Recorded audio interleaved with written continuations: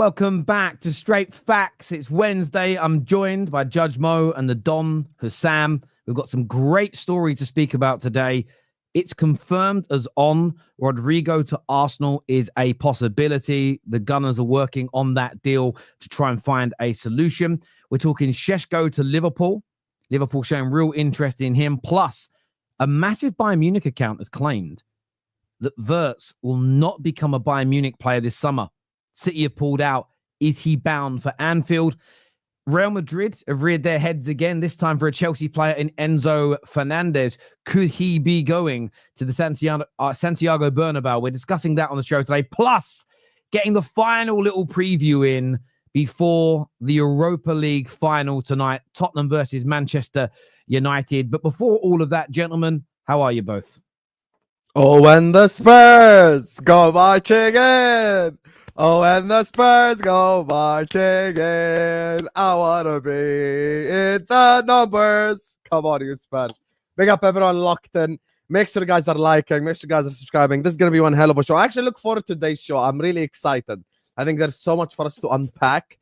Some good news for my club, some bad news. We'll get to it in a bit. But I'm very happy to be here. Like and subscribe. Let's party chat. Let's go. Come on. Big up to all of you guys.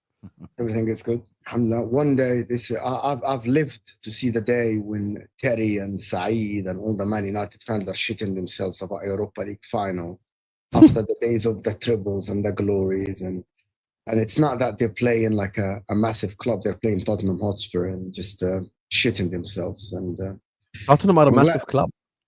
I'm glad I lived this day, to be honest. Like, Terry's nervous. He's having his San Pellegrino by his side. He's nervous. He's having his...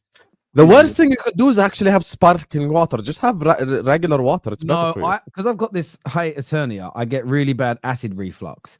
And I got bloated. So a lot of times when people see me, go, oh, you got a really big stomach. Most of the time it's just bloated. My body's got really weird.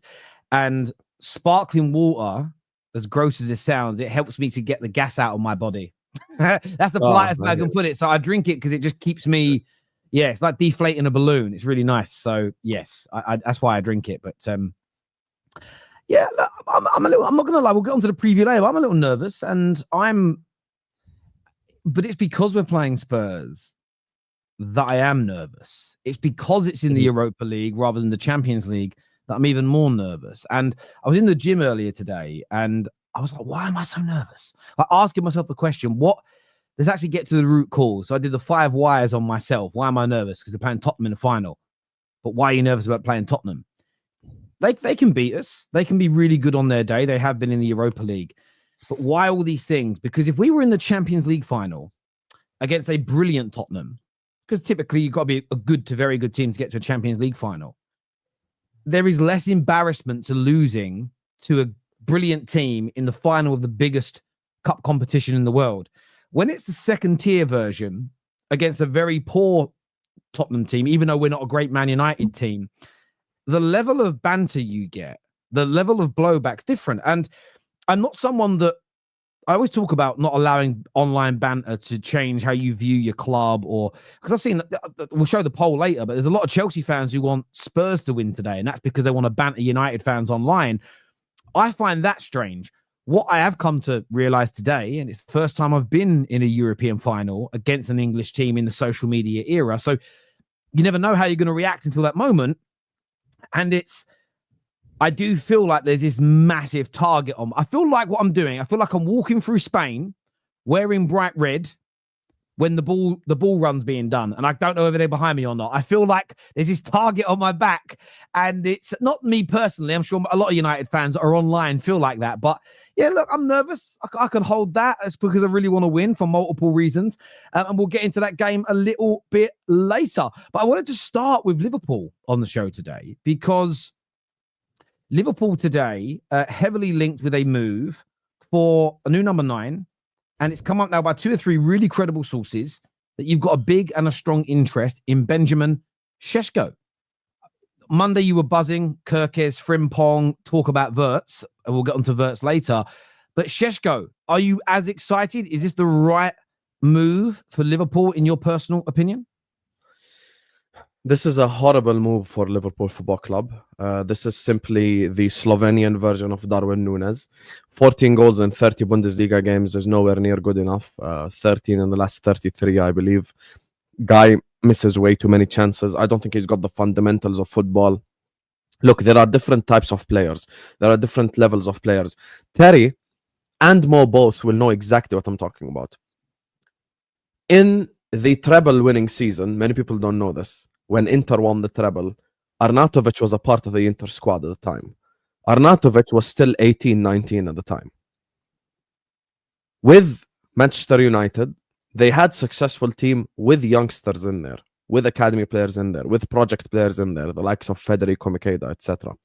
Liverpool at this moment in time have no time for a project. We don't have time for a project striker because I have just signed Virgil van Dijk and Mo on 2-year contracts. I've got them both. I'm going to squeeze the shit out of that lemon for the next 2 years.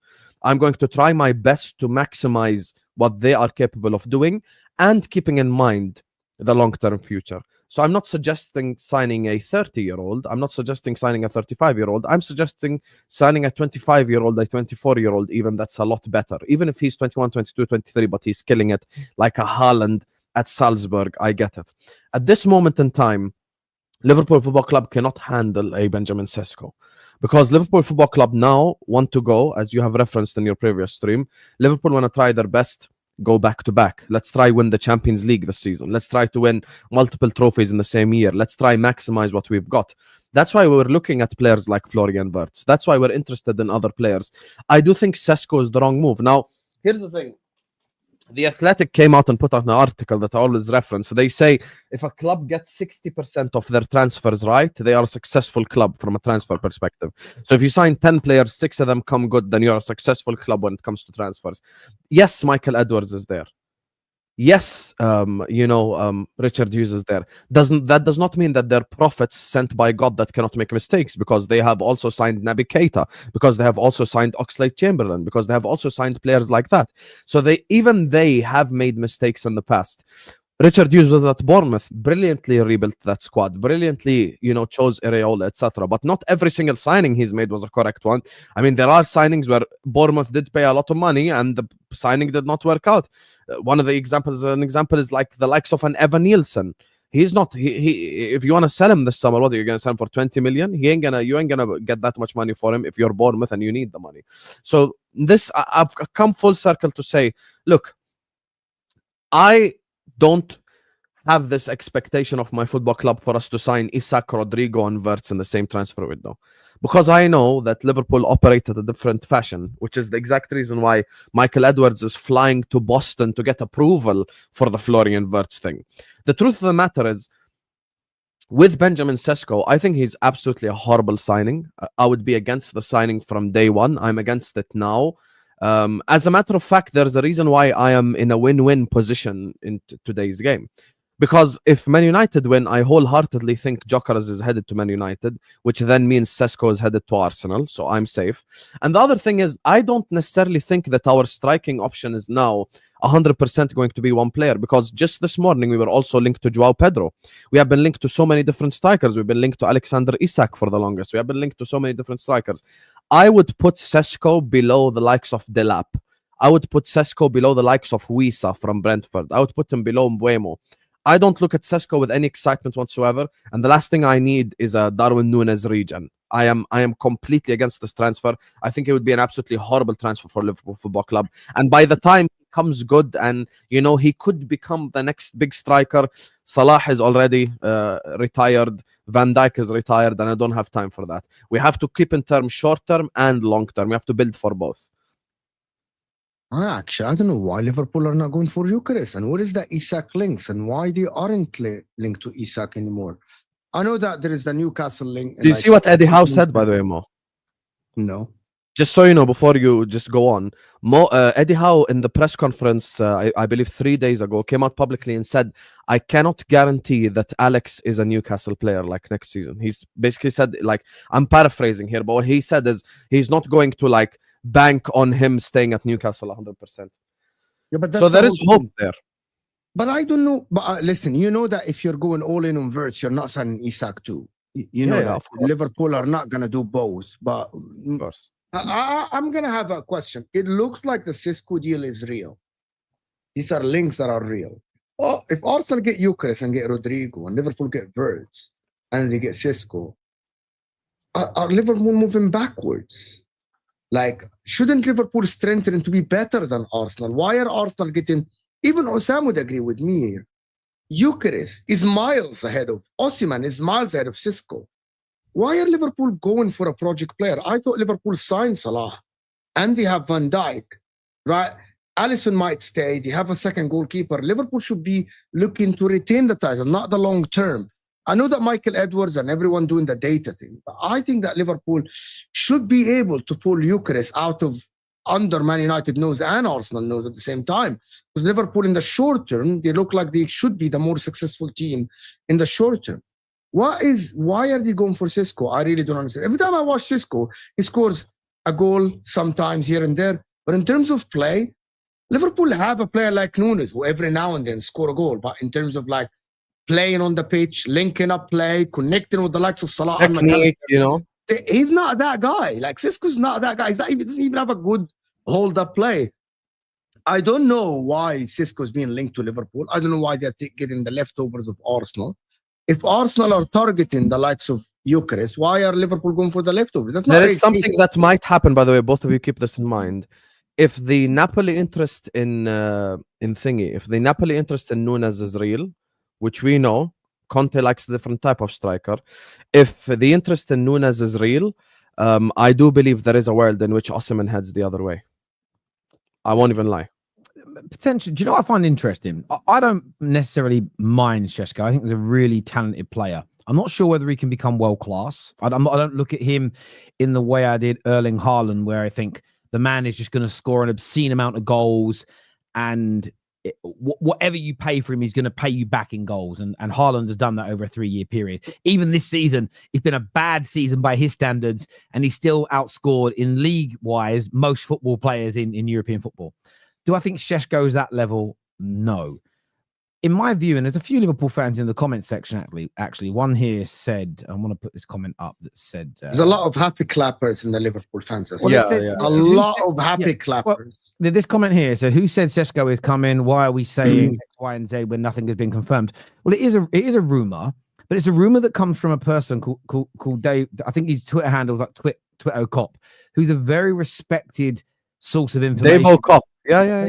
He's a very respected source of information when it comes out of Liverpool. However, though, what I would say when you read the articles, what I would say when you listen to it, it's a player that Liverpool like and are serious about, but that doesn't mean he's the number one target.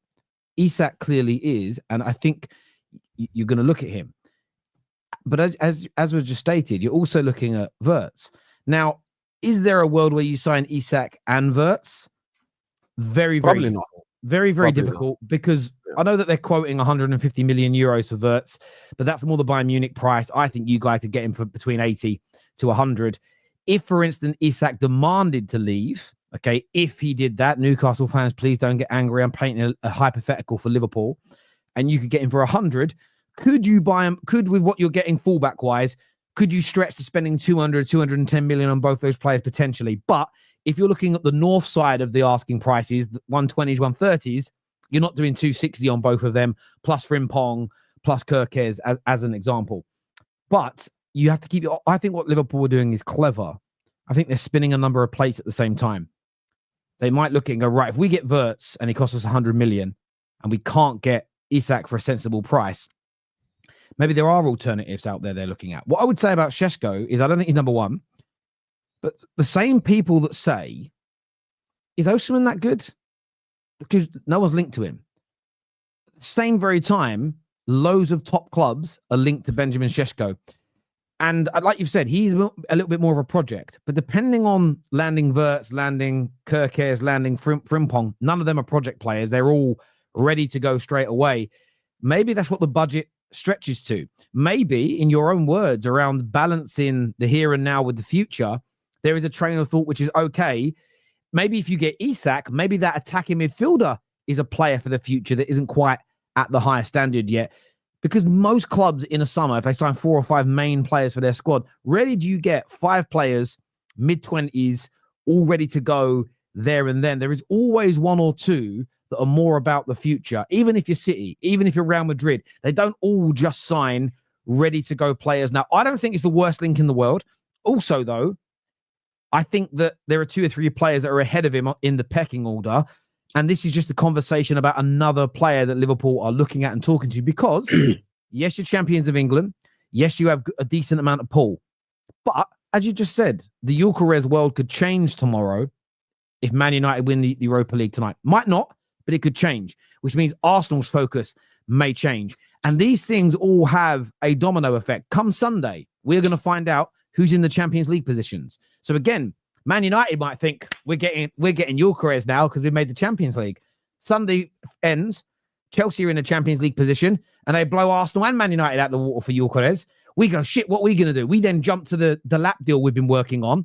Maybe Arsenal go, oh, let's get Sesko. He's high up on the list anyway.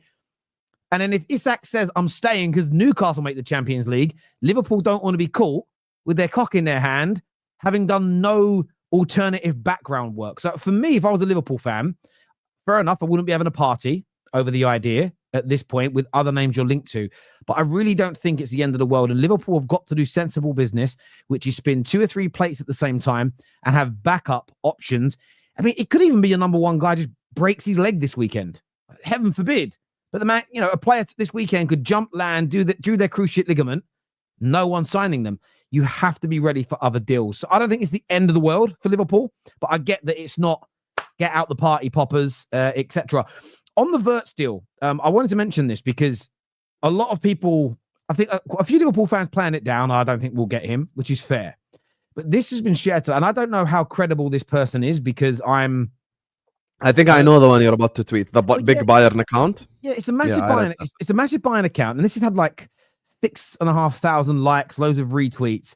The account's called Bayern Space. I mean, this thing's a good few thousand followers, and they have said that I'm breaking my silence on this one tweet because there's far too much misinformation circulating around Florian Wirtz, and it's creating a wave of false hope within the Bayern fan base that simply doesn't reflect the reality behind the scenes. He says Wirtz will not be joining Bayern Munich, and there is no real version of events where the transfer happens anymore. That is the clear information coming from those directly involved, and it has been internally accepted at the club for quite some time now. I'm not here to gain anything from this, and everyone is free to believe what they want. But the information I've shared over the past week has consistently been confirmed piece by piece, including the internal dispute between Hans Wirtz and the Bayern board, as well as the strategic PR campaign that followed, carried out by the usual Bayern-aligned reporters who essentially confirmed everything in their softened language to protect the club's image. Interesting, by the way. Just want to throw this out there. Another big club confirming it does PR. They all fucking do it. There's not just it's all clubs do PR. But this guy's saying, he doesn't get anything out of this. I read that tweet. Can I unpack it from a Liverpool perspective? Go on, mate. Go on. Yeah, I want to unpack it from a Liverpool perspective. There is a saying, as I've been on Straight Facts for the last 3 years, the saying goes, there is no smoke without fire. Obviously, I know PTSD kicks in. PTSD has kicked in for me as well because of Caicedo, because of Zubimendi, because of Lavia. We already know the stories. But here's the thing. I'm going to break this down from a Liverpool perspective. The head of football operations at Liverpool Football Club, Michael Edwards, will not be flying to Boston early to try to get approval for Florian Wirtz's price tag for no reason whatsoever. There is no reason for Michael Edwards to go to Boston, try to get the go-ahead from Mr. John to make this Florian Wirtz transfer if there was no fire. There is a fire. There is definitely realness in this whole situation. The other stuff that I have gathered as well, Terry, from that account and from many other accounts, is essentially Leverkusen are very upset with the way that Bayern Munich have been dealing with things.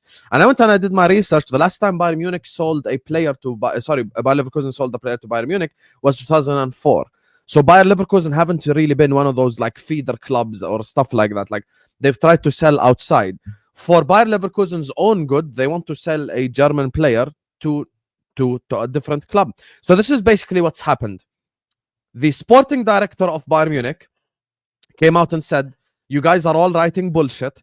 Florian Wirtz has not been shown around by Manchester City. He's been shown around by Liverpool. I think the confusion from the media came because of the fact that, you know, they probably showed him the houses in Chester, which is where the Manchester City and the Liverpool players all live. So maybe there came a bit of Cheshire. Cheshire. Yeah, So that's where, yeah. So that's where maybe the confusion all came from, because that's like essentially people don't know this, but Kevin De Bruyne and Van Dijk are literally neighbors. So maybe that's why you know, the confusion came from. But at the end of the day, I do not believe that the head of football operations of Liverpool is flying to Boston to get approval for no reason whatsoever. I think this is the position right now. I think Bayer Leverkusen, for obvious reasons, would rather sell to Liverpool than sell to Bayern Munich. I think Liverpool are willing to pay more money than Bayern Munich are willing to pay. That's another thing to keep in perspective. And this comes down to one thing and one thing only: Florian himself. Now, I have come here on this channel, and Terry will vouch now, and I've come here and I've said, guys, German players grow up dreaming of playing for Bayern Munich. I am not a clown. Shout out to Poch and Ainge. I'm not a clown. I know that German players literally their whole life lust at the idea of wearing that Bayern shirt, because it gives them guaranteed time for the national team, guaranteed Bundesliga trophies. It's the biggest club in their country. I understand that. But as long as Florian Wirtz is open, and as long as Florian Wirtz is willing to make the move to the English Premier League, I think Florian Wirtz could end up being a Liverpool player. As things stand, I think there's probably around a 30 to 35% chance it happens. And everything I just said about Florian Wirtz has a domino effect on everything that Terry has spoken about and Mo has spoken about. Because if I drop the 120 million on Florian Wirtz, I'm obviously not going to go drop the 120 million on Isak. Now I might need to look at a cheaper striker option, which is why today it came out the link, Joao Pedro, 60 million. That's a bit more realistic. So if we sign Wirtz and Pedro, let's go, baby. I'm excited. So like what I'm saying is, I'm looking at the situation. Everything that I have just said can't be happening for no reason whatsoever.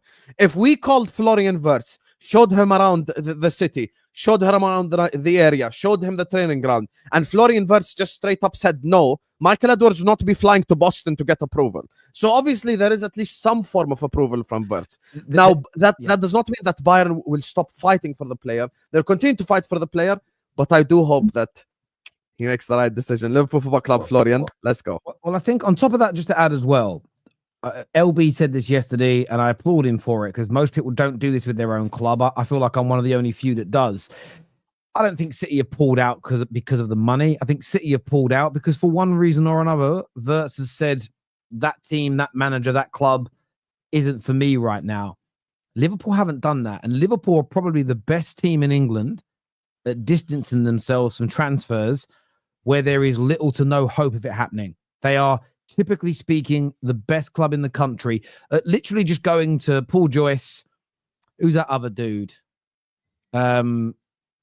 He's not as popular anymore. James Pearce. They go out to those guys and go, listen, tell Liverpool fans online, tell them, the ones that read your newspapers, we've got no interest in X, in Y, or in Z. They say that, and then Liverpool fans stop thinking about it, stop talking about it, and they let it go away. There was little to no chance. I agree with you. I think this would have been shut down a long time ago. And that Bayern Munich account, look, I don't know who they are. They don't. I looked at their profile, etc. Like, yes, they've got a blue tick, so they might earn about £2.20 if it gets a lot of retweets. I can't see any links to YouTube channels. They're not. You know, like blue tick gets you like a couple of pounds. People actually think they get rich off those things. It's crazy. Like there's nothing to be gained out of this. He's not using his personal name. He's not sort of. There's no. And by the way, I have this in my links where I'm like, if you know, any sponsorships or anything else, there's an email address, because this is what I do for a job. The man's got nothing like that in there. There's nothing to be gained from this account making this up. Zero at whatsoever. And when you look at the followers and look at the replies from Bayern fans, they seem to really respect this account. So there's something in it for me. And I've got a horrible gut feeling that Liverpool are going to get Wirtz. And that is just phenomenal. Absolutely phenomenal. And this story's come out. I mean, this came out on the 15th and nobody's even spoke about this that I've seen in England. It comes from a journalist called Stefan Kumberger, who's a big German reporter, and it says that Florian Wirtz's family was surprised and a little bit irritated by reports that came from Bayern last week, stating the player had reached an agreement with Bayern and signed a pre-contract agreement. And then you couple that in with the tweet about the PR. Are they, and all of our clubs do this to a certain degree, are they Bayern Munich trying to set up a scenario where it was all pre-agreed and then he's chosen a Premier League club for more money? He pre-agreed with us guys and now he's left for more. It feels PR, as if that it, sorry? You mean like PR, basically? Yeah, they're almost creating a narrative where he was going to join guys and now he isn't because the money wasn't right, as an example. I'm only going off those stories now based on what this big Bayern Munich account has said, but I've got a feeling you guys are going to get him, man. I really do think you're going to get him. Why are you annoyed?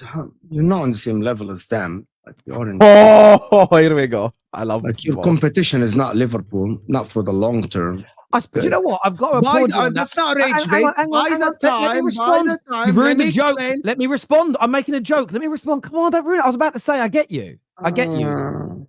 I'm making a joke back. Wait, slow down. I'm about to say, I actually agree with you because that's why you don't get annoyed by the amount of views that I get compared to you, because I'm just so much better and ahead of you in terms of being a YouTuber. So I agree. I don't get annoyed. That's why you congratulate me and don't get jealous. Like if I was a smaller YouTuber, you'd be like, fuck you. Look annoyed. But you look annoyed.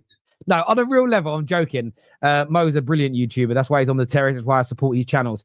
And when you guys go, wow, it's a joke back, right?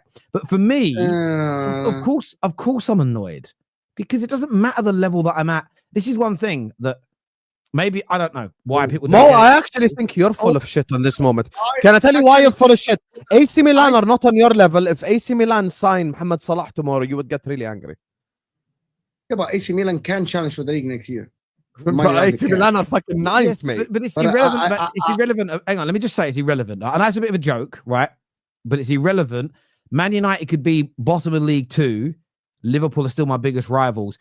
Then when Liverpool was shit, their fans hated us being successful. We're still rivals. That's why I'm not going to lie. So I was very disappointed today seeing so many. Can I ask you guys something for real? So many Arsenal fans backing Spurs. I believe there are certain rivalries that when you choose to support a football club, I don't care if you're from that literally born next to the stadium, if you literally came out of your mother outside the stadium, or if you're from fucking Mars. There are certain traditions when you pick a club, you adopt them universally. You don't question them. You pick up on that culture, and Man United hating Liverpool as a football club and vice versa. If you're not on that, don't support either club. Move on. How good is Wirtz for you? We never spoke about this because I was asking this. A better topic than rage baiting Terry, to be fair. Yeah, to be honest with you. I was going to say another joke, but Terry won't like it. No, say the joke. I like it. I know because I know that you want. Like, 16th. No, it's because of the Arsenal fan inside. It's because of the Arsenal fan inside him. Anyway, that is why he doesn't want Liverpool to get Wirtz. Anyway, it's funny. I like it. It's good. Right? It's good. It's the one.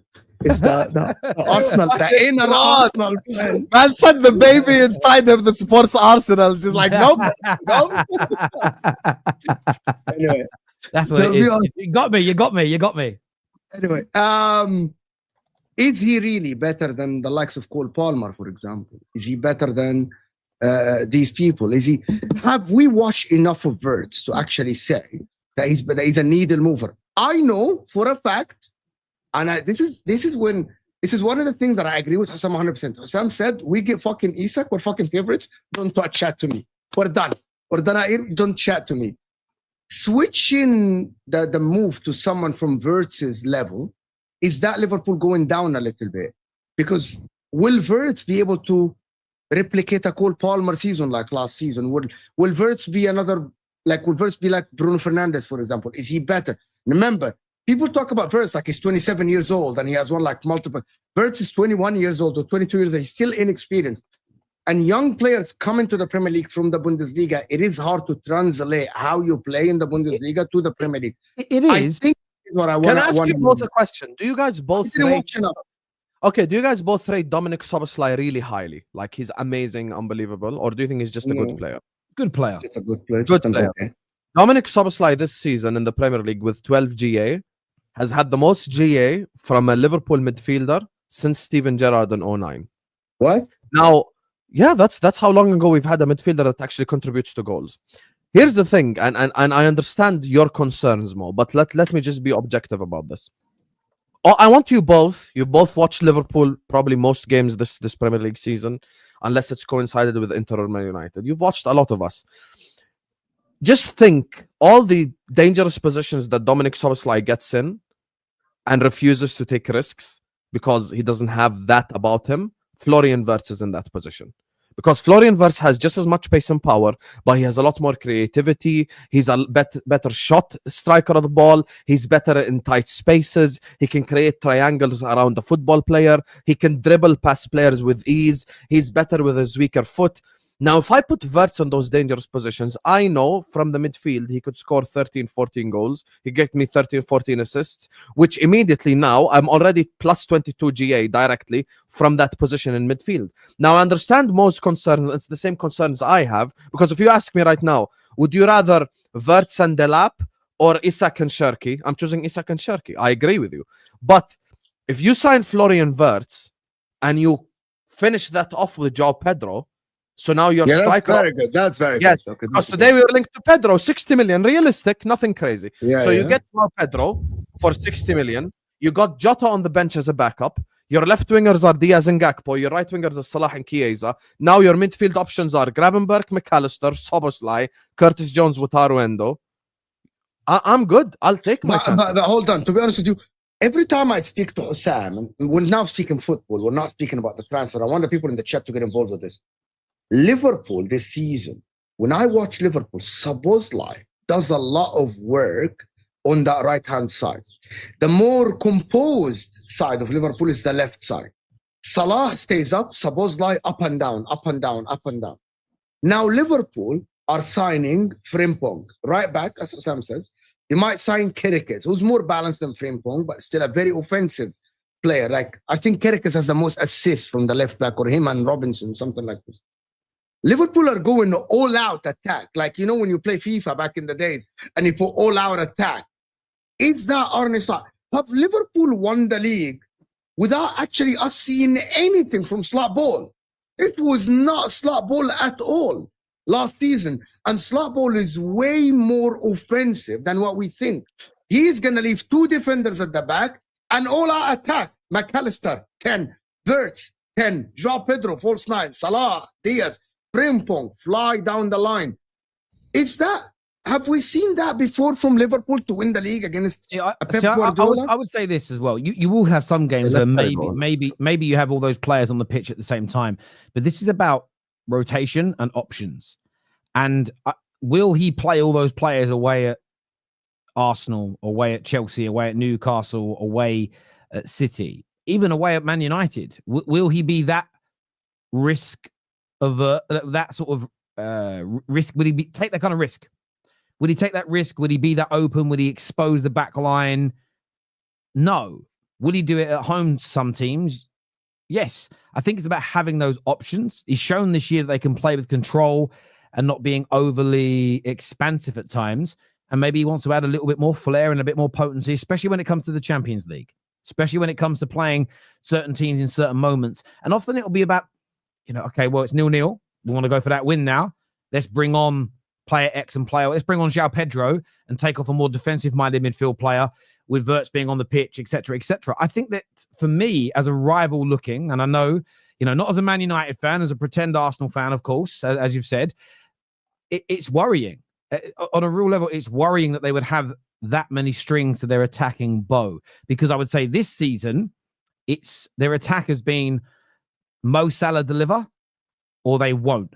They need to add players in midfield. They need to add somebody through the center that will pick up more goals, create more goals, because Mo needs somebody to help take the burden, because you don't know what happens to Mo next year.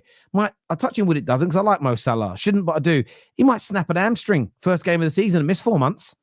What do they then do? So for me, I don't think it's about starting all those players at exactly the same time, but it's having them in their squad, having the backup options, having the rotation options, because Liverpool next year, their job isn't just to retain the Premier League title, it's to win multiple multiple cups in one season. So yeah, the squad's looking like it's going to take that shape for me. And look, I think Wirtz is very talented. I've watched him, I don't know, 15 to 20 times over the course of the past couple of seasons. I watched a lot of Leverkusen last year when they were on that invincible run.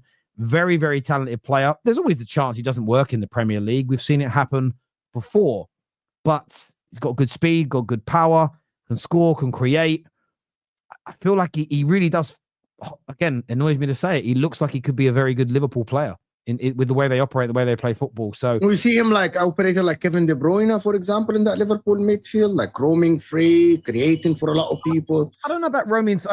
Roaming free maybe, but I think with KDB and like with Odegaard, I'm talking positionally here, not quality or outputs, but they often start in a very different position to what Bruno Fernandes does, which is typically more of a 10.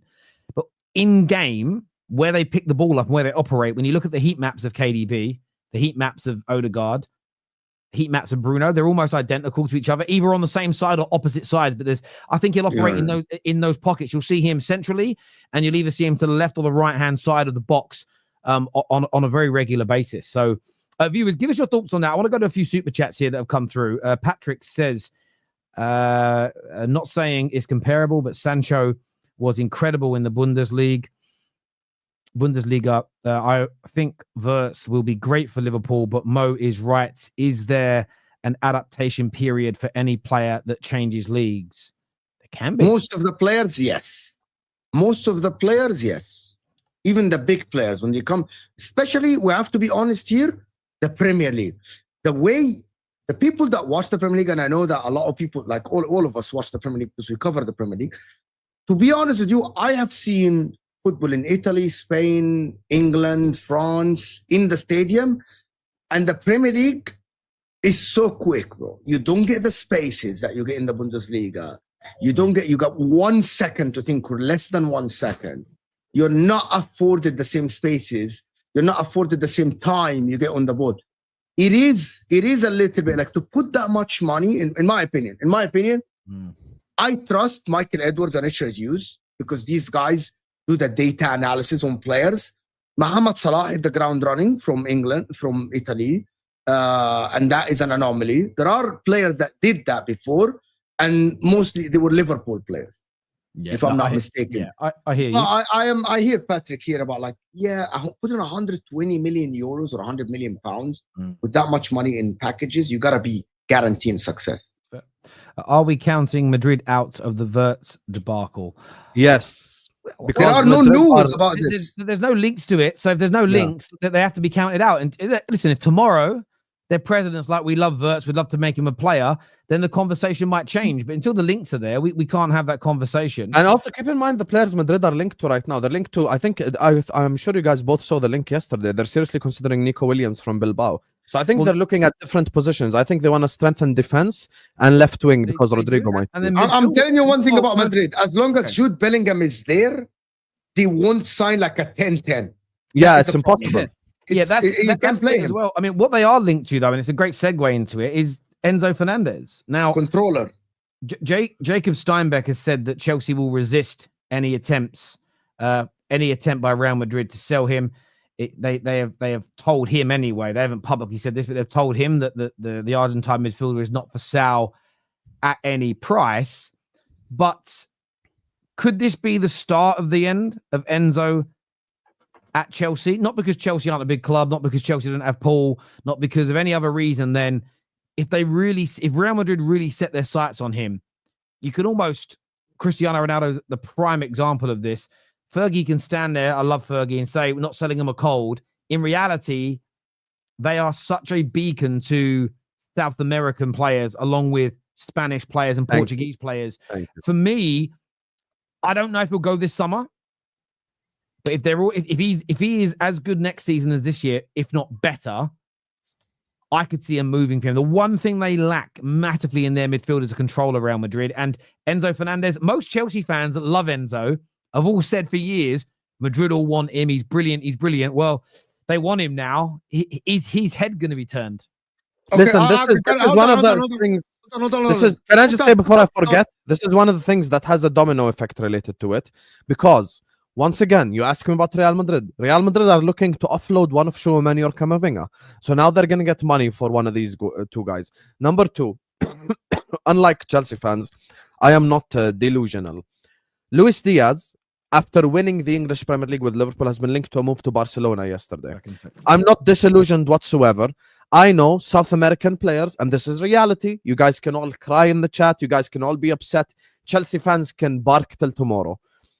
The truth of the matter is, South American players, whether you like it or not, grow up dreaming of playing for Real Madrid and Barcelona. All the heroes that they grew up watching all played for Madrid, Barcelona. Every single one of them, guys. Let's just, everyone cut the shit. Everyone cut the crap. Lionel Messi, R9, Ronaldinho Gaucho, every single like legend of the South American continent has played for one of the two big clubs. This is just the reality of the situation. Now, the smart thing that Chelsea have are the death row contracts. But if Enzo does throw a fit and decides like he 100% wants to leave Chelsea Football Club, and Madrid put the money on the table, then they can get the player, because Enzo will want to play for Real Madrid because he's Argentinian, because he grew up watching La Liga, because he grew up watching Lionel Messi, because he grew up watching players like that, you know, Argentines, Javier Saviola. People don't know about these names because they didn't grow up watching that era. He grew up watching, you know, players like that play for those gigantic institutions. So when Real Madrid come knocking, when Barcelona come knocking for a South American player, it's a different knock. And that's just the reality of the situation. I like it. I like it. Chelsea fans have rubbished the links like in the last 2 days, but now Jacob Steinberg have said that they will resist. That means the links are real. That means there is. By the way, there was yesterday news that he had a verbal agreement with Real Madrid. And for the people in the chat that say it's a death row contract, blah blah blah, do you think the players are idiots? They signed an What if Chelsea stop becoming 6 and 7? Do you think the likes of Cole Palmer, Enzo Fernandez, and Caicedo will play for your club? Your club is 6. I'm not saying that it's going to happen, but what if Enzo Maresca gets sacked? What if you lose to Nottingham Forest? What if you draw to Nottingham? Very big possibility that this Sunday you don't win against Forest and you draw, and Villa, City, and Newcastle, they win. Now you are in the Europa League. Do you think the likes of Cole Palmer and Enzo Fernandez and Caicedo were like, yeah, we'll play Europa League next season, not knowing if the year after we'll make Champions League or not? And then what if the board sack Enzo Maresca and hire another project coach as well? Why don't you put that in your mind? Yes, the players sign a 9-year contract. The players are not idiots. They're going to throw a fit. They're going to throw a tantrum. If a player wants it, we are in the era of player power. We are in the era of player power. If Enzo Fernandez is playing Europa League, prime example is Trent, literally. You all tell us, all the Chelsea fans, and Don sent a chat earlier and said, death row contract, pay up. Now that was back in the days, and the players are not stupid.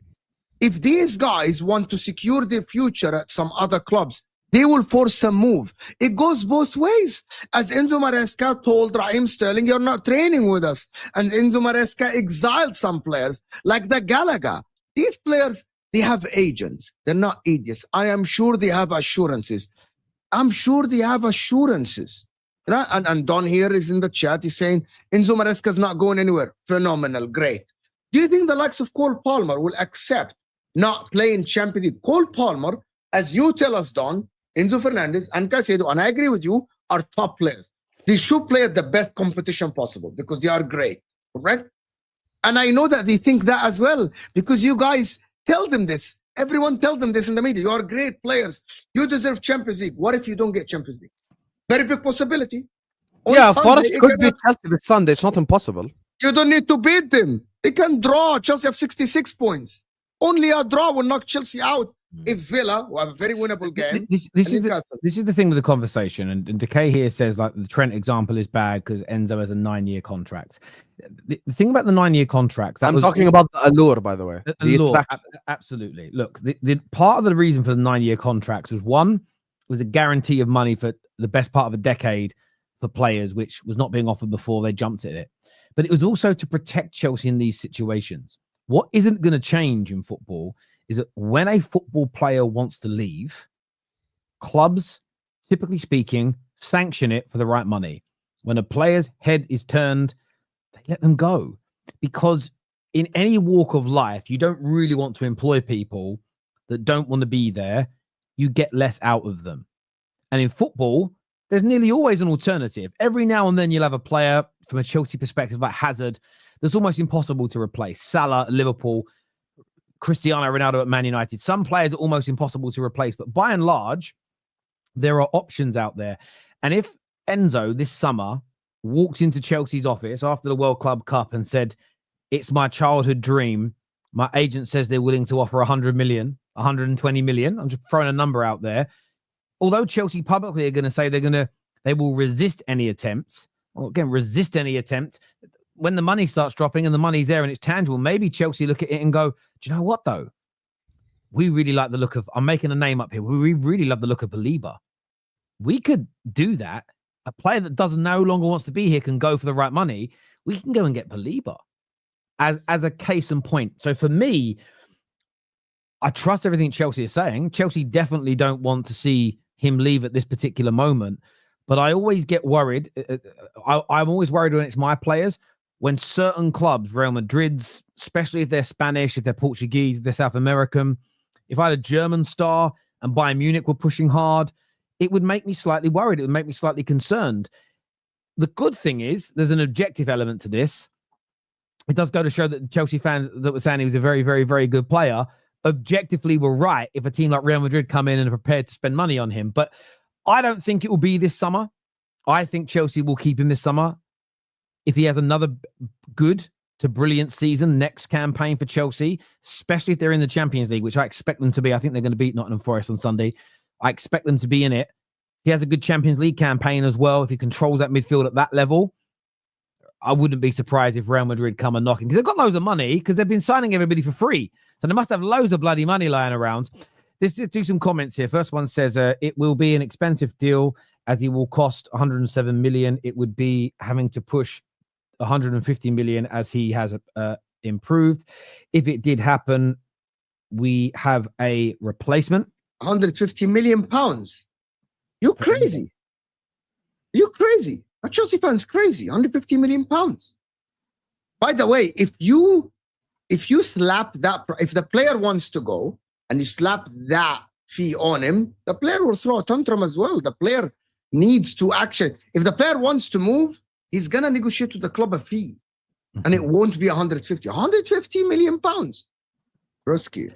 Frankie here says, big up the football family. Hassam, I see with Frimpong, then Kirkez and Hato links. The Tacticos are saying Slot will play 3-5-2. Do you see this happening?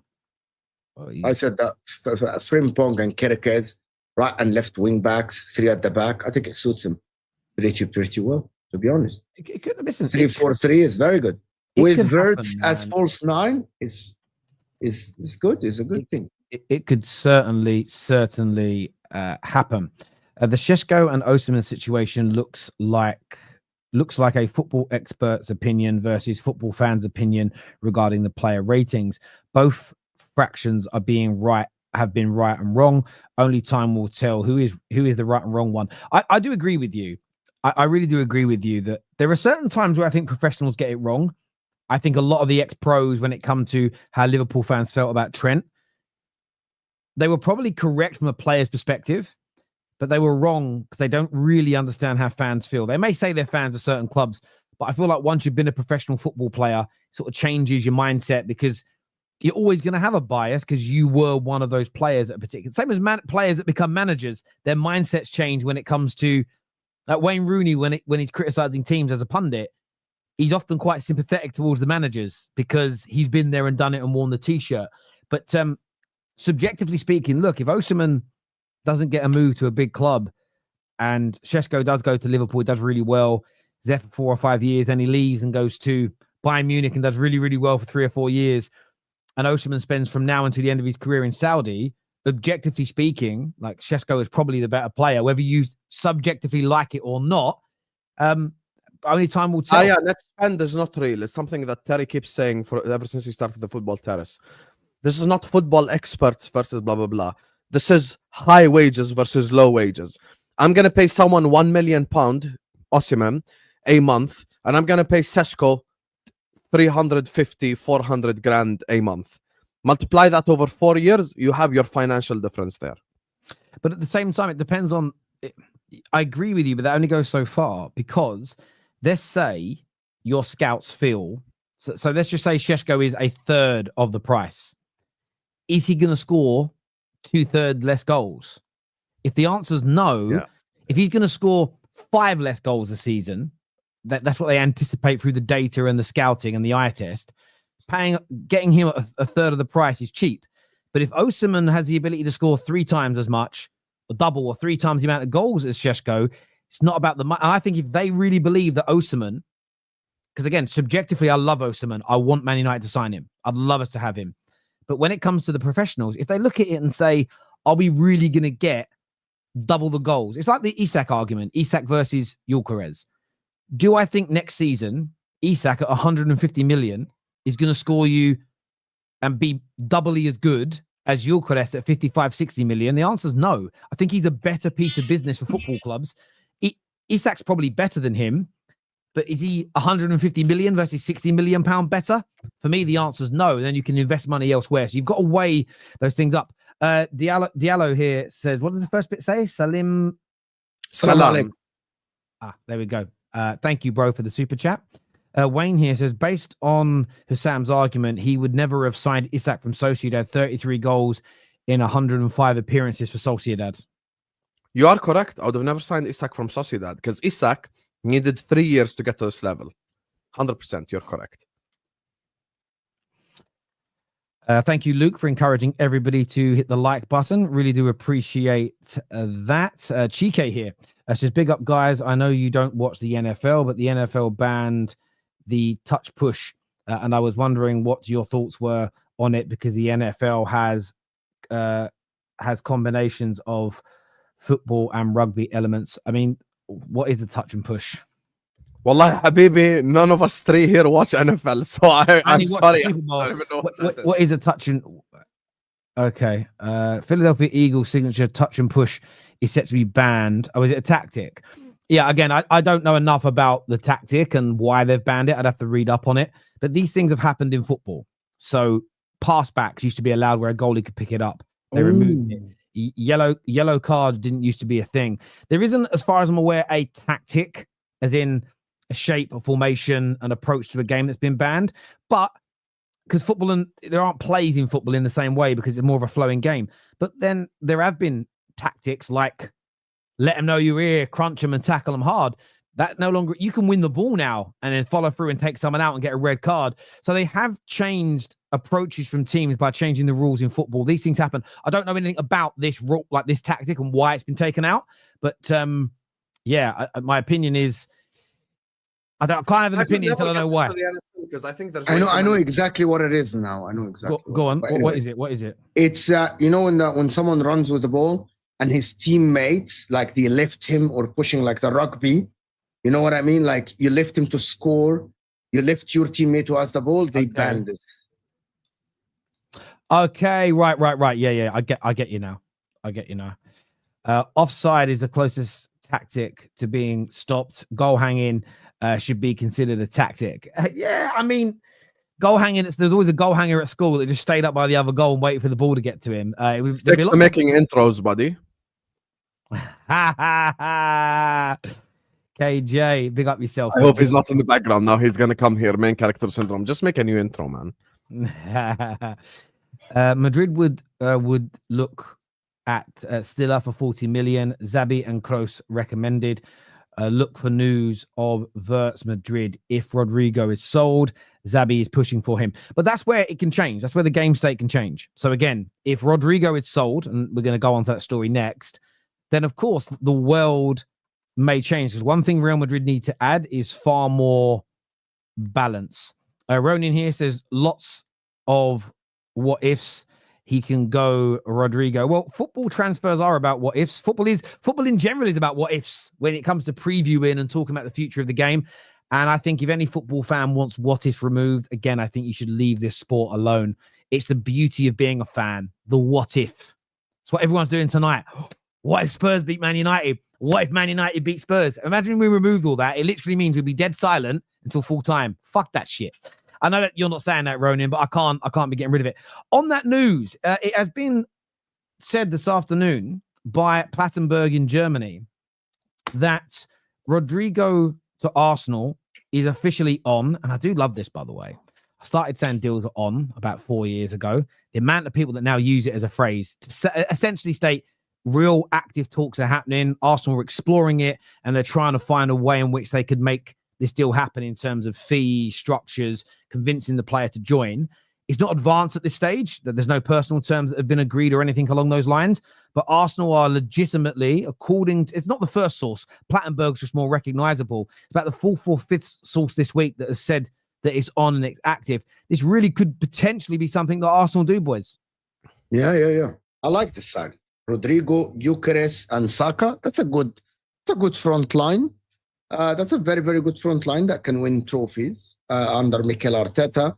Like if Mikel Arteta gets he said that he's going to build a forward line, and the people that actually still like doubt the Arsenal are building and phases and all the stuff, they are really in phase. It looks like the main focus in actually the attack this summer, it was on a different, they built the defense, they built the midfield, they built all of this.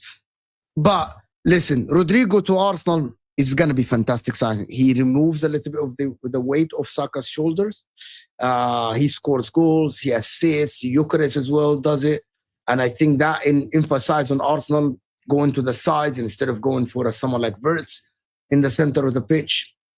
To be honest, I listen, if Arsenal can pull this off, we know that the board is serious of backing Arteta. And we know that all this talk about Arteta out, Arteta in is just rubbish. They're backing him. They're giving him the tools to succeed. It's on him now to succeed. And a lot of people don't like this move. They think Rodrygo's top class for them. And the majority of the Arsenal fans, I'm just telling them, I said that, like, Arsenal should be excited about next season. If you're going to sign Gyökeres, if you're going to sign Rodrygo, be excited about next season. Don't be like vibes and stuff like, no, we're not going to win anything. Be excited. You're building a front line that should work on paper. Gyökeres scored a lot of goals. Rodrygo is very good. Why not? So as Liverpool are excited about Wirtz and Frimpong, yes, because they won the league. But the people that just don't want to be excited about these transfers, to be honest with you, they just want to be like negative about Arsenal, to be honest. This is a signing that you wanted last season. You're getting it this season. So just be excited. It's a great signing for them. It's a great signing for them with Gyökeres as well. That completes the front line. You get Zubamendi. We got the here we go for him. So that is great. Rodrygo adds a lot to this Arsenal. They really need a left winger that will score goals and can make things happen out of nowhere. And Rodrygo maybe is that guy. 1-2 Champions League. So he adds that pedigree and history and winner in him that adds to this Arsenal team, right? Because it's not like Kai Havertz. He played for Real Madrid. Kai Havertz played for Chelsea. He won the Champions League and everything, but it's not like playing for Real Madrid under that much pressure. So I like this. And I don't know why people are not excited, but I want to see it first. I still don't trust Arteta with that front line, bro. He's given the tools to succeed. He's a good coach. He's given the tools to succeed. That notion for me, there's an element of sense to it, but I think it's flawed. Arsenal fans that want Arteta out, one of the reasons why I think that he's getting at least another season is they made a stupid mistake as a football club. They made a mistake which was giving him too much power, and they spent the budget last summer on defenders and not attackers. Even when it comes to Kai Havertz, they should have spent that money. Hindsight's lucrative. That money should have gone on a more prolific and better striker, a Gyökeres, Isak as an example. But at the same time, it depends on how you hold. Some people go, well, he made the mistakes by picking the wrong people. The manager should be sacked. Fair. I'm only keeping the same energy here as I do for my club. He should never have been given that power. It looks like they've taken a fair bit of that away with Banter coming in. When you read the reports, there's a lot of synergy, the way Banter's moving. If I was an Arsenal fan, I would honestly look at this and say, right, well, if Gyökeres comes in, Zubimendi comes in, Rodrygo comes in, it removes any excuses. It removes any doubt of buy him better players and Arteta can get them over the line. You finally maybe get the resolution you need. And then say he isn't good enough. Say they come second again next year, 4 or 5 points off top, go out in the quarterfinals, but got some tactics wrong. Then you may change manager. And then you have the best squad possible. Imagine having a year of not buying anyone significant because you don't want Arteta to get hold of them, just so that when he gets sacked that same end of next season anyway, you're then a year behind everybody else because you didn't improve in 2025. So yeah, I'm not understood Arsenal fans that don't want to sign good players because Arteta's still there. There's no sign he's going to ruin them. It's not like he's ruined Saka or ruined Declan Rice or made them worse players. I think this would be phenomenal for Arsenal if they get it done. Again, it's a deal that I just look at it and I'm jealous. I know United are linked to some really good players as well, but I'd love to be in a position this summer to take Rodrygo away from Real Madrid. I think he's so talented. I think he's even a little bit disrespected at Real Madrid, and I don't even mean it horribly. He's stuck on the right where he wants to be on the left. The team lacks a lot of balance. He isn't one of the prima donnas. He works his backside off. He's been clinical before. I just feel like this season, I'm reading between the lines of the stories that have come out. It looks like he wants to move on. But if Arsenal can find a way, and again, at the moment, it's early stages, it's active, they're working on it. There's nothing advanced right now. But I think if they can convince him to join and they can agree those personal terms, I think they could strike a deal. And they're talking 70 million. What do you make of the price of that, Hussam? 70 million pound. It's not exorbitant amounts of money. Arsenal are not a threat as long as Arteta is a manager. I think even if they sign Rodrygo, I'm not in the slight bit worried because there will be something that they will end up making an excuse about.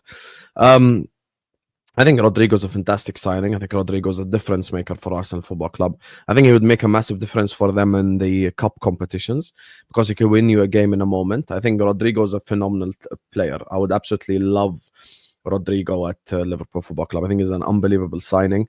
I think he's actually been treated really unfairly at Real Madrid because he obviously is like, there's Batman and Robin. He's been treated like not a Batman, not a Robin. He's been treated like a side character, even though we can tell he's capable of being a Robin. Yeah, well, that guy, whoever it is. So I do think he's going to like obviously on in Real Madrid he plays like right wing, which I think is probably something that works against him because even the most basic move of a winger can do, like cut in and shoot, he can't even cut in and shoot. That's the most basic thing you could do as a winger. He can't even do that. Even the goal that he scored against Atletico, he cut in and shot with his left foot. So that's the thing. So for me, I think Rodrygo for 70 million is an absolute steal, specifically given today's market. I mean, literally yesterday, Luis Diaz was linked to a move to Barcelona for 85 million. So that's a lot of money. So I do think that Arsenal are getting stronger. I don't think that they're going to get Gyökeres and Rodrygo both. They might end up with one of them, dependent on today's result, if United win, which is why Arsenal fans should be supporting Spurs tonight. But for me, I think Rodrygo obviously makes them dangerous. 100% it makes them dangerous. It gives them a threat down the left-hand side. I think Martinelli is an absolute useless player at this moment in time. I think he's just shit. I think Trossard is here and there good. He's good here, he's good there, but not necessarily consistent enough. I do think they need someone consistent on the left-hand side who can cook on a consistent basis. But then Arteta's going to ask him to track back and help out the left back and all that instead of actually attack and express Why did himself. you say that they won't get Gyökeres and Rodrygo? Why? What did you? I don't think they get them. I don't think they get them both in the same transfer window. Why? How do you know? I don't think so. I'm just. But I don't think what's your reason why you don't think because they're going to sign other players in other positions. No, they aren't. You're gonna sign Zubamendi, Gyökeres, and Rodrygo. That's okay. Zubamendi is 50 million. Gyökeres, it's about 80. 60 million pounds, 70 million euros. That's not true. No, that's not Terry true. can He signed an extension for 100 million euros. How much is Gyökeres, Terry? His new extension, 100 million euros. No. £1 It's between. There's no agreement. It's a gentleman's agreement. He's going to be allowed to go for between 60 and 70 million euros. So it's about 55 to 60 million pounds. Is his literally first search? Literally here, first search. His release clause is 100 million euros, 84 million pounds. No. It's but not. It has been suggested that he can go for lower than that. Yes, but it's been reported that there is a gentleman's agreement that he'll be allowed to leave between sort of 60 and 70 million euros this summer. That's been very well. Yeah, reported. well, anyway, his release clause is 100 million euros, which is 84 million pounds. So, khalas, I said 80, but anyway, if it says 60, then 60 fares. But Yeah, I think I don't think they can get all of them and still do the rest of the positions because there is news about What if they Jorginho get leaving. all of them? Then are you scared of them? No, I'm not scared of Arsenal. I'm not. Even if they get Eucharist and Rodrygo? Yeah, I ain't scared of Arsenal. I'm not. If we get the players that we have to do, we're gonna go again next year. Like Kirkes, Frimpong, and Wirtz, Joao Pedro. Yeah, if we sign those 4, we're going back to back. Just so I understand you, when you say Arsenal are no threat, how far are you extending that? What do you Zero mean? chance of So winning the league. for instance, if they were in a title race with you like they were with City last season till the final day, would you consider that a threat to your title?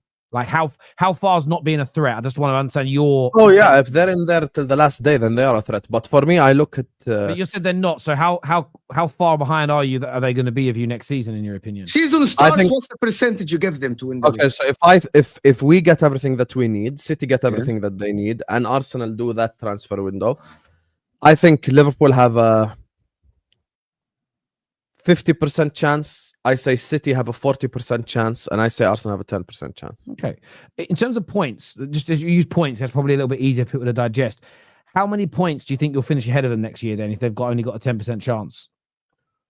If we do everything that we need as Liverpool, based on everything you've just said. Can you tell me what you need? What do you think you're gonna do? No, can we do the points bit first? I just want to understand how far behind he thinks they'll be. okay, if everything is done that's required, I think we'll probably finish minimum 12 points ahead of them, something like that.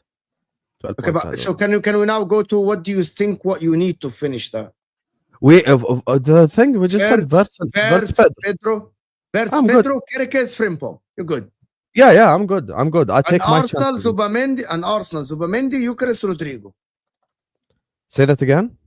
Arsenal, Zubamendi, Rodrygo, and Eucharist. You think? By the way, just so you guys know, because people in the chat have mentioned it, Fabrizio just retweeted the Liverpool Kirkes thing. thing. Yeah, so it's looking closer. So that's Yeah. right there, left back, right back. Let's go. We're gonna pin down teams. Pow. Let's go. I'm excited. I can't wait. Let's do some of these super chats that have come in here. Without Salah in top form, Liverpool are in a race for the Champions League. Admit it. Stupid super chats like this is what I live for when it comes to the Arsenal fan base. 100%. I live for dumbass super chats like this. Without Saka in top form, you would be in 8th place. Without Rice's free kicks, you would have been knocked out the quarterfinals. Shall I keep going?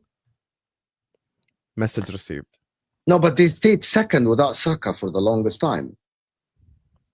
I said So you're without wrong. Saka's performances the whole season. He you played meant- the first- No. But yeah. But they stayed just very quickly, second. guys. What have you guys made of the conversations this week where Arteta has been slammed for complaining about injuries, but yet there's all the footage coming back out from a season or so ago where Klopp was being kind of agreed with when he said that we've struggled this year because of injuries. What do you think the reason is that Arteta gets criticized for saying injuries damaged us this season, but Pep and Klopp are not criticized for saying injuries have damaged us this season? What do you think? Can I give you a genuine example here? I'm going to give you a real example. Tom Little, who all three of us know, has been on the terrace longer than I have. Nowhere near consistent content on his channel. He's got 2,000 subscribers. I started after Tom doing content. Alhamdulillah, I've got 50,000 subscribers. Would you be willing more to listen to me giving you advice about YouTube or Tom Little giving you advice about YouTube? The correct answer obviously is me. When you look at the Klopp excuses, who the messenger is matters in football specifically. Prime example. I'm going to use an example from none of our clubs. Jose Mourinho comes in the Premier League, says, I'm the special one. He goes, he beats Wenger and he beats Alex Ferguson. Now, he gets to say any stupid thing in the media and it's okay because he went back to back again. With Jurgen Klopp, he's the guy that rebuilt Liverpool, won us a Champions League, won us for the first time in 15 years, won us a Premier League for the first time in 30 years, and then proceeded to win every single trophy there is to win. Club World Cup, FA Cup, Carabao Cup, blah, blah, blah. Essentially completed football. So if for 1 year he wants to use injuries as an excuse, he has the right to do that because he's the messenger who has won stuff before. The problem is Arteta hasn't won before, even with his team fully fit. Prime example, last season. Liverpool injury crisis. Liverpool VAR decisions going against us. Manchester City, Haaland out for a month, Kevin De Bruyne out for 4 months. Arsenal, no injuries, no significant injuries all year long, still didn't win the league. So I understand that, and a few people saying, Terry, you laughed when Klopp said it. Again, I'm laughing now because I love how we pick and choose when injuries are a problem for a team, and then when they're not. You know, when a team, we all do this at some point. VAR that cost us today. I saw City fans, loads of them. In fairness, not the ones who came on the terrace reaction, but a lot of City fans online. We got robbed today. Referees, PVGMLO are terrible. Yet when they're benefiting from those decisions in title races, stop making excuses. And all fan bases do that. I get the argument that Arteta can't blame injuries because there's no proof he can win a league title yet. But for me, though, no one makes that argument. They just say stop making excuses. And for me, if that's your argument, that only managers that have won trophies can make an excuse that they were damaged this season because of injuries, that's fair, but you just need to be consistent with it. No, I don't see anyone make that argument. I haven't seen a journalist write an article and say Klopp is right for complaining about not his injuries cost him because we know he can win. But Arteta had the same amount of injuries. He can't use that excuse because he hasn't won a league title yet. There's something off key about that for me, unless you specifically say that. And most people don't, to be fair. So I think you've got to... Yeah, I hear what you're saying. But if you're a winner and you complain, I don't have a problem with it. But Arteta, my man, last year, you had no injuries. City were the ones that had the injuries. Liverpool were the ones that had the injuries and the VAR fuck-ups. And you still didn't win the league. I don't understand this logic, to be honest. But last No. I don't think your logic is flawed. I think your logic is flawed. What? Arteta was talking about this season, Hassan. He was talking about when they asked him, why didn't you challenge for the league this season? He said, because I have injuries. He's talking specifically about the season. He's not talking about last season. He's not talking about the season before. He was asked specifically, do you think you were going to be better without the injuries? He said, yes, injuries are a main factor. Jurgen Klopp, in that particular season, he was talking about that season. He wasn't talking about the season before. He said, Jurgen Klopp, why do you think your team is not playing well this season? He said, because of the injuries. Look at the others. Us and Chelsea have injuries. They aren't talking about being winners or not being winners or all of this thing. It is very simple, Osam, but you just refuse to say it. You just refuse to say it. Jurgen Klopp said, I didn't play well because I have injuries. Arteta said, I didn't play well because I have injuries. I'm going to give you another example. Any manager that joins Liverpool tomorrow, like for some whatever reason, God forbid, Arne Slot leaves his job for you. You hire any manager that haven't won with Liverpool. Salah, Van Dijk get injured in the beginning of the season. At the end of the season, he said, we tried, but our main players were injured. We're all going to sit here and say, Can I ask a question just to see about the winning thing versus not, right? Because Mo, I hear you. I think you make a really good point. No, you made a good point. Yeah. I want to ask Sam a question to follow that up. I hear where you're coming from. If Arteta said, I thought it more through now because of what Mo said, and Mo made a really good point. If Arteta said, I guarantee I'd have won you the league, or I guarantee I would have won Arsenal the league if I didn't have injuries, then your point holds water. There's no proof he can win the league because he hasn't done it. But that isn't what he said. He said that if challenged for the title for longer and better with less injuries, he's proven he can take a title race at the final day of the season. Let me ask you this question. Inter Milan have won the Champions League, right? Yeah. And PSG yes, and PSG haven't, right? Yeah. Oh, you mean like in the past? Yeah. Okay. So one has won it, one hasn't. If on the final next Saturday, if Inter Milan get 6 injuries in the game, so 6 key players, and lose 1-0, would it be fair to say, oh, they were doing really well, but the injuries killed them in the game? But then to not give that excuse if PSG lose 6 players to injury in the game because they've never won it before, would it be only fair to give that excuse to Inter Milan but not afford it to PSG in isolation of one match? Yeah, but this is a complete straw man argument because you're making it a one match thing, which is not my argument. So you're arguing something that I am not saying. Now, number one, to rebuttal everything you guys are saying. When Klopp said it, I was here, I was doing content. Everyone says Klopp keeps moaning. People in the chat said it. Content creators said it.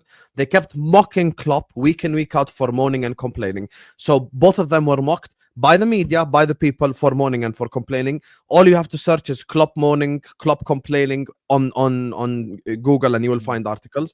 The second thing that I want to say is Klopp, even with the injuries, always left with something.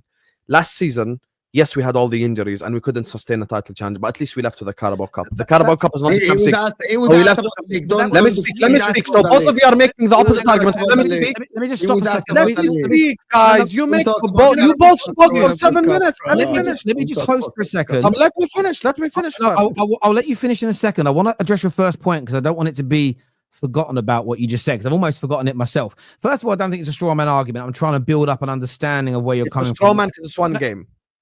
Okay, and that's in a one-game scenario. Of course, we can excuse Arteta. In a one-game scenario, we will excuse him. Yes. Let me do this. I am not looking like earlier when I said to you, "Tell me how many points Arsenal would be behind you." You answered, and what did I do straight after? What was my reaction to you saying that? Silence. I'm not looking to catch you out. I'm looking to understand you. So you think it's different for one-off games versus a league campaign? That's absolutely fair. So we can't. So then we can't use the cup. So the Klopp one, because they're one-off games, they're cup competitions, not the league. So let's remove Klopp's cup wins and we have to focus purely on the league. The reason why Liverpool will be mocked for it is the same reason that Arsenal will be mocked for it. And we all want to forget this. This is the real reason. When City fell off the season that you won the league, City fans did the whole, we lost our centre-back. I want to say that it was Diaz. It might have been Stones, but they lost the centre-back. Laporte, that was it. They lost a centre-back and they never really recovered from them. And they were mocked by everybody. Fuck off, injury. Like, don't use that as an excuse. Because they actually had more problems than that. They were also mocked this year for saying, it's just because Rodri's out, when actually it was deeper issues, poor recruitment, strikers not being good enough, not replacing people. I think then what happened to Liverpool is because your fans, and a lot of us backed you on this, said it's not because you had injuries the only reason Liverpool won it. Liverpool were better than you. They recruited better. They did these things. The next year when you fell off and said it's injuries, everyone went, no, you can't use it this year because you sat on City. And this is what happens. Once you set a precedent as fans, and then the media pick up on it of saying, well, you can't use injuries as an excuse. There's going to be, we all know it should be used as a legitimate reason as to why a team wasn't as good in any particular season if you lose lots of key players for long periods of time. But we've created this world now where we've stopped, because we've all bantered each other and we've all ripped into each other. Everyone ends up sounding like a fucking hypocrite because we've all, at one point in the last 5-6 years in this social media era, and then the media compound it by stealing our ideas and they take banter and make it real conversations. Everybody has had it said about their team. You can't use injuries as an excuse, but injuries have always been a reason to nitpick and differentiate between the top teams. Because if Liverpool next season were to lose Van Dijk, Wirtz and Salah for the majority of the campaign and they came second by 5 points, legitimately, I would look at it and go, well, look, Slot kept them competitive, but of course he shouldn't be expected to be better than last year. He lost 3 of his best players. We've lost the ability to do that because we're always trying, and this is the fundamental part of it for me, we're always trying to undermine everybody else's achievements. You guys have had it just this, COVID Premier League. Everyone's always looking to undermine everybody else's achievements. Man United and Liverpool Spurs tonight don't deserve to be in the Champions League, don't deserve to be there. All we spend our time doing is trying to undermine each other. The problem is, and I try not to do this, I have made the mistake myself as well. We always try and win every battle. And in the end, we all end up losing the war because we end up criticizing things that somewhere down the line, we kind of need to back our team with. It's just getting the banter element has got out of control for me. That's what a lot of this is. Okay, now let me finish now, please. Go on. So Jurgen Klopp, even with the injury-ridden season, actually left with something. Here's the thing. Jurgen Klopp... Read the script, bro. Just you repeat the same. We already said to remove the cups, bro. Like, seriously. Okay, I don't give a shit about Terry's argument or your argument. I'm here to say my opinion. I'm here to state what I think. When Terry says, what do you think? I don't have to say what Mo says because Mo thinks it's objective reality. Even though if Arteta was the Inter manager for 5 years, won nothing, you would want him sacked. Anyway, back to the topic. So you look at Jurgen Klopp. I say it for the 4th time, so he gets more angry.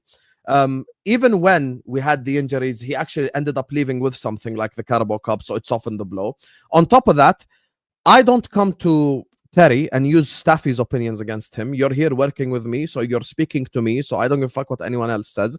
I didn't use injuries as an excuse last season. I said the forward line cost us. I said we missed too many chances. I said we lost controlling games. I said the players are the ones that are accountable for the league title. So I held my team accountable. I did not bring up injuries once, even though, if I want to go back to injuries, Liverpool had more injuries than Arsenal did this season. And on top of all of that, Liverpool had way more VAR decisions go against us, costing us 12 points. Do not interrupt. Costing us 12 points last season. My logic is always consistent when it comes to managers being winners, because Arteta is the one that brought up the points tally from 2 years ago and 3 years ago in the press conference before that. So my man, even when you had your whole team fit, you did not win.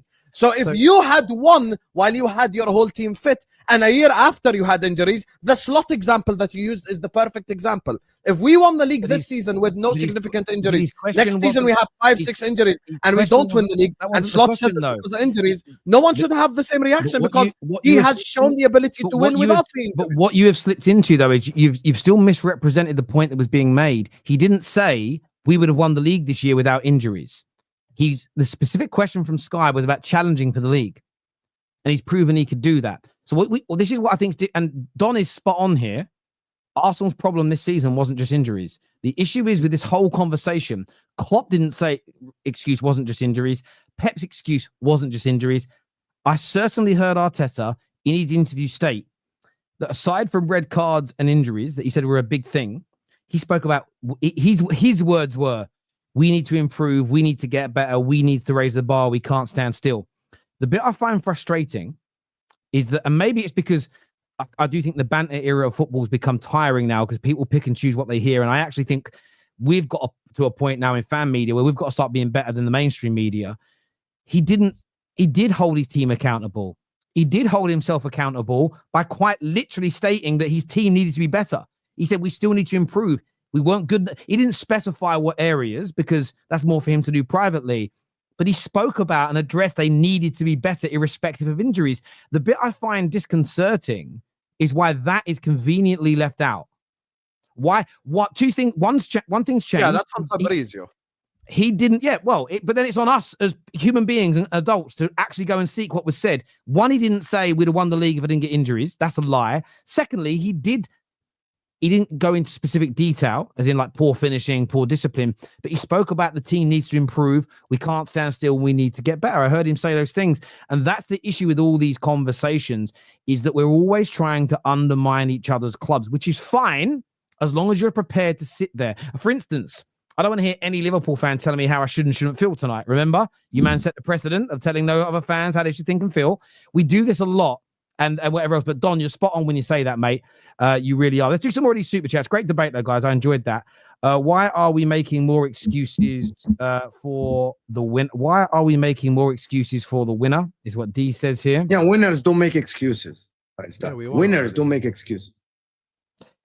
Why is Sam lying? More injuries, nonsense is what Wayne says. Go here. and look at it. Every single one of our squad players had an injury last year. Big up. Terry immediately cut off of Sam as soon as he got called out a bit. Well, it wasn't embarrassing. If you find it embarrassing, that's on you. I wanted to address a specific point because sometimes when you're debating, you've got to remember, I'm the host here. So I'm hosting this conversation. Sometimes somebody makes a point and there's nothing wrong with letting someone, because at the beginning of the video, I didn't say a word for the first 8 minutes as a prime example. But sometimes you've got to interject because something's said and it is wrong to let it just go and not be challenged or to be addressed or for clarity. You can't just let someone speak for 15 minutes because then you lose loads of points. It's a really poor way to run a podcast. Sometimes you have to interject and go, sorry, I don't understand what you mean. Therefore, the audience may not understand what you mean. It's very important to do that. So I will interject and cut into what people are saying at times because it's very important for a host to do that. Hussam, by your logic, the winner and more experienced Klopp should be able to deal with injuries far more than the rookie novice loser Arteta. Yeah, and he did deal with it more because we always left with something. A fully fit Liverpool, Arsenal and City over one full season. Who wins? To be honest, neither Liverpool or Arsenal win. City win. Yeah, all at their optimum best of the last 4 or 5 years. City win, broski. City, of course it is. Most injuries in the league, 34, and still finished second. That's all Arteta said.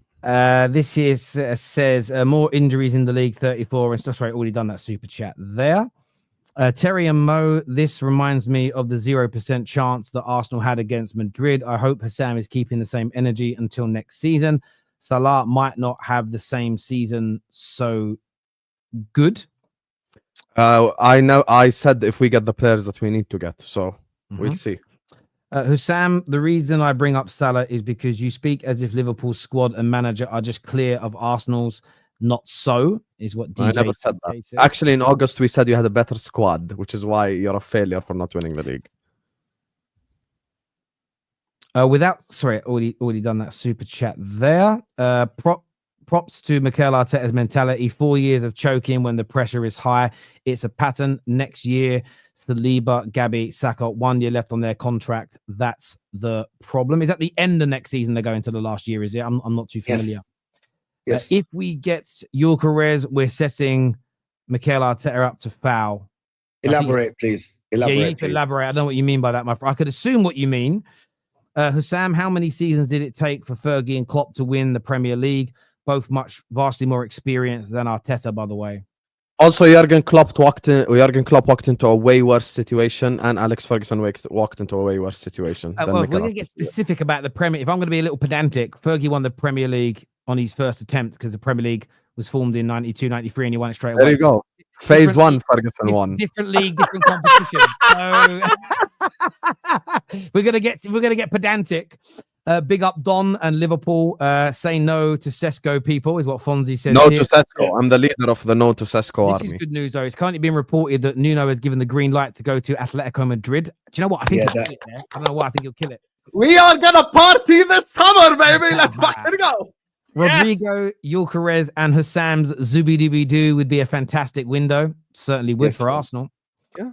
Arsenal fan, I think Sesko is the better striker between him and Gyökeres. I think everyone is severely underestimating him in comparison. He doesn't need time to adapt. The man's a beast on the... I hope Mikel Arteta is watching the stream and he completely agrees with you. Listen, Mikel, Berta, this guy is spitting. Please go sign Sesko. He's 100% correct. Sign Sesko, please. He doesn't have to be better than Palmer. He only has to be the perfect fit for Slot's system. Very, very good super chat. Very, very good. Very good. Very, very good indeed.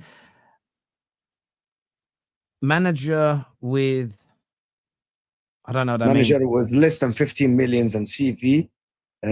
Trophy can replace Arteta. Yeah, listen, I think you guys should think of replacements. Our fan base will blame Berta before Arteta 100%. Some will, no doubt about it whatsoever. Some won't. Some will, some won't. I absolutely agree. This true, don't mess with my emotions. I mean, the stories are true. I don't know what's going on behind the scenes. I have to say this every summer. Fan channels are not sources. We're quite literally reporting. Dal, why do you like this, bro? You're on the channel with TJ. You know we're here to report the news, bro. I don't fucking know if Rodrygo's gonna end up at Arsenal or not.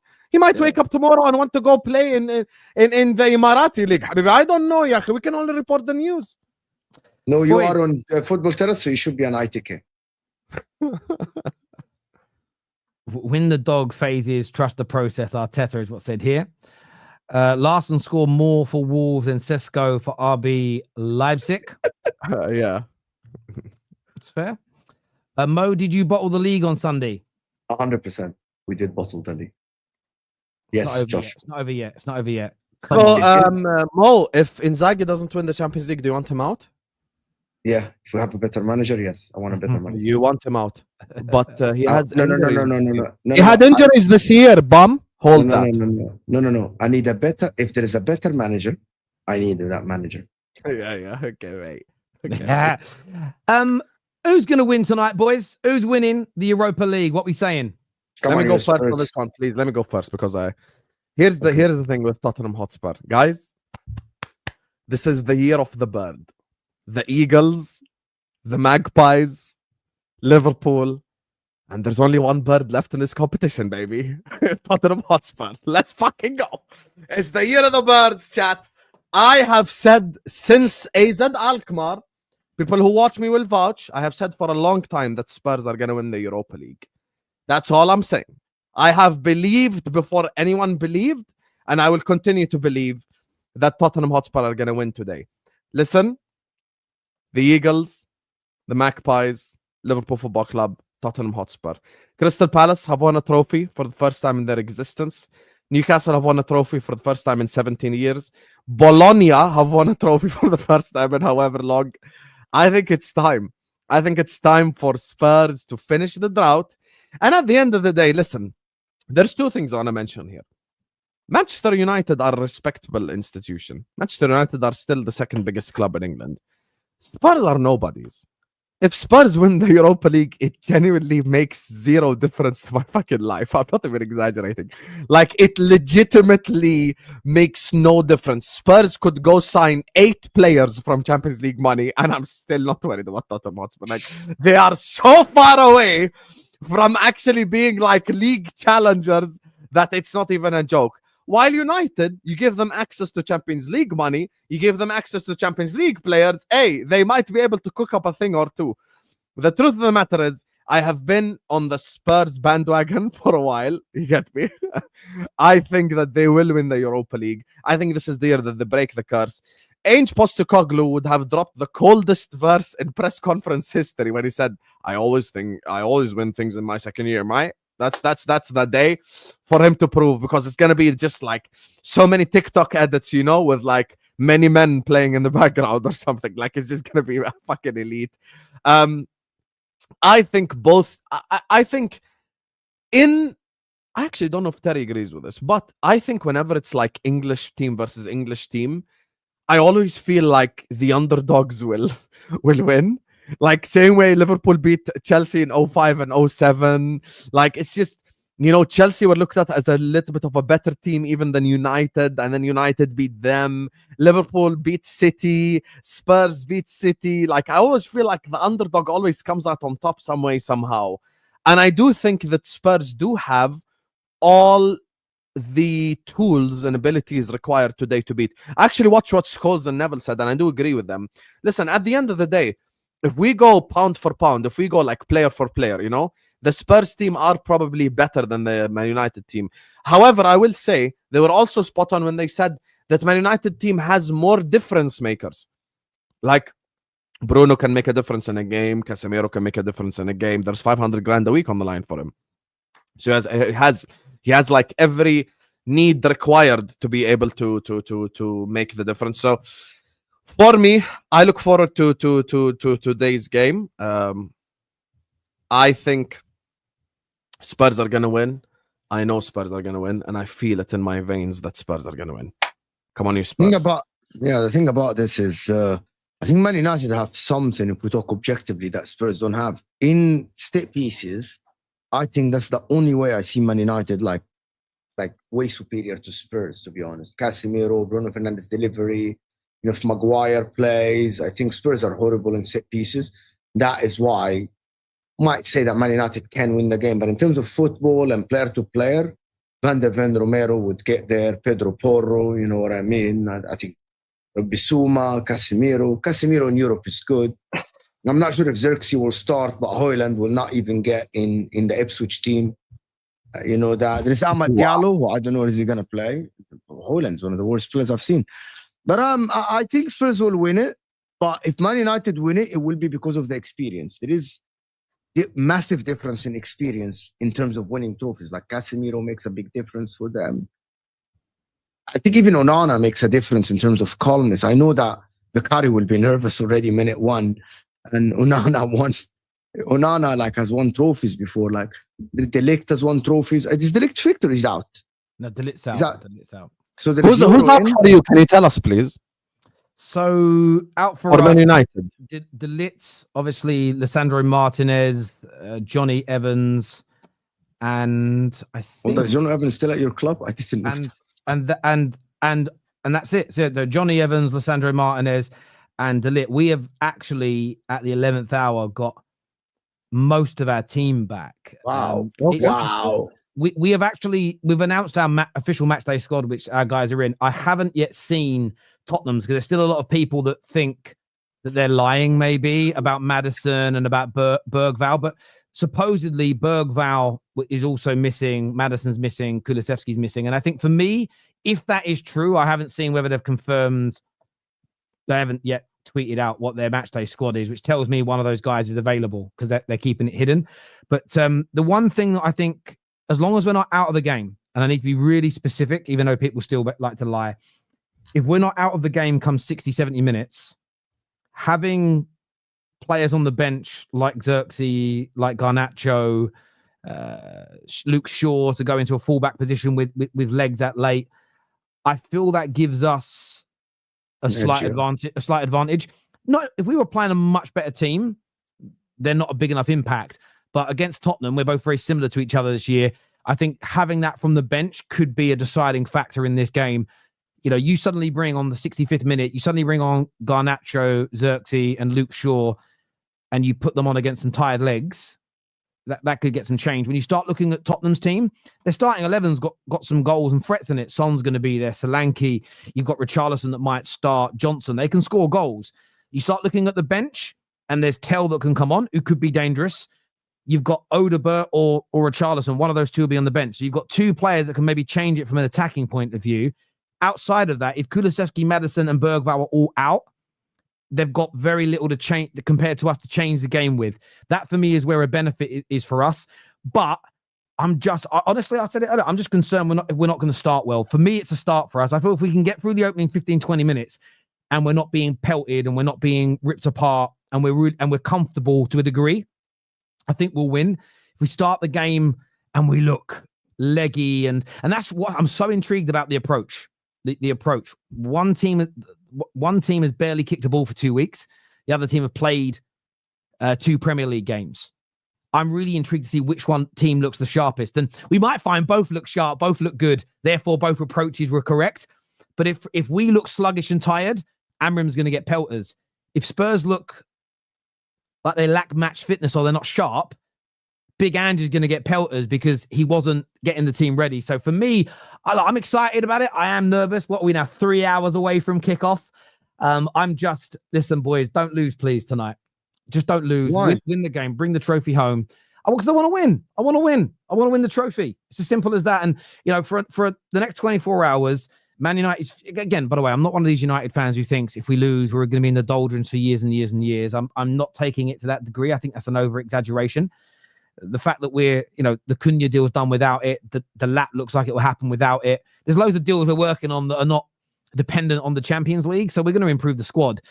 But for the next 24 hours, it's not about what we do in the summer. It's not about next season. It's about winning a trophy, adding to our European heritage, and hopefully giving the fans at the ground in Manchester and around the world something to celebrate. I want the boys to go out and do it for that reason. So, yeah, look, I'm nervous. I'm excited. I can't, my brain, 1 minute I see Spurs lifting the trophy. The next minute I'm going, oh, this could happen. And I think that's the beauty of the sport. That's what we all love about it. Ironically, the what ifs.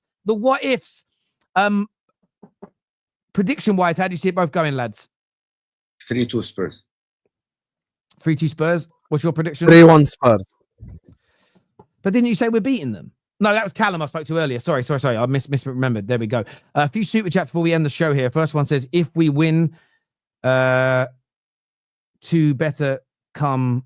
Mo is going to be on the post-game show today. Yeah, that had the link. Don't worry. Arteta pushing for Sesko shows his talent ID. That's why you don't let managers pick players. Bigger legend for Palace, Eze or Zaha? It's got to be Eze. If they pick Zaha for his impact, but I hear Eze scored a semi-final one FA Cup winning goal. Has to be Eze. Much bigger legend. I hear it. Thank you, Elijah, for being a member for 4 months. Isn't it more important to ask who is at fault for managing the risk of injuries? Most of Arsenal's injuries are torn muscles, and Mikel Arteta brought 0 attacking backup. Arteta can be a good coach and perhaps a poor manager at the same time. That's a really fair question about who's responsible for the injuries. But what you also need to look at, for instance, you remember this season, a lot of clubs have had a lot of hamstring injuries. Do you remember 2 seasons ago, Mo? Loads of clubs were getting players with ACLs. Yeah. Sometimes you just get these things. Do you remember 20 years ago, every fucker was getting a metatarsal broken and then it stopped? You sometimes just go for, I don't think it's about looking at 1 year in isolation. Maybe these players, you know, Saka used too much. That's why it happened. But when you look at the amount of football players that are now picking up these muscle injuries, it has grown across clubs right across the board. So I think it's about looking at it, but that's where managers need help. So you can blame them for making mistakes. There's no doubt about it. But what they need is support. And if you're not bringing in the right people to run those departments that have control and power themselves, it's problematic. He has a problem. Like, he doesn't trust like the youngsters like Nwaneri to play enough minutes. He has a problem in overusing players. He does. Yeah. Whenever he should have got more game time back into this season, there's no doubt. I agree with that completely. So that I've called him out for myself this year, no doubt. It's called the Liver Bird, Mr. Hassam. Oh, didn't he know the name of his own bird? Oh, Liver Bird, yeah. The Liver Bird. So you were the underdog in 2019, Hassam. Liverpool fans always lipper than they will always say they're the underdog. Liverpool fans, even if they were playing when they lost to Plymouth this season, they were the underdogs. Liverpool, because they'd never played there before. There's always a reason why they're the underdogs. Question for Terry: if Amorim got sacked and Southgate got hired, would you still say you want to see the process with Gareth? Honest answer: potentially, yeah. Want to see what they're going to do. I want to see a competent squad built. I'm more focused on a competent squad being built than I am the person who's managing the team day to day. So it's not ideal. I wouldn't like it. I wouldn't be sitting there going, oh, I've got a really good feeling about the manager, but I want to see a competent squad be built. That for me is the most important thing that we have not done once in 12 years. Gyökeres has one-headed goal this season. Arteta needs someone who can head the ball. Watkins and Sesko would be perfect. Has he got one-headed goal because he's bad at them, or has he got one-headed goal because they're not putting crosses in? I'm asking that question. I don't know the answer. I've watched him play quite a bit, and I never once thought, shit, he's bad with his head.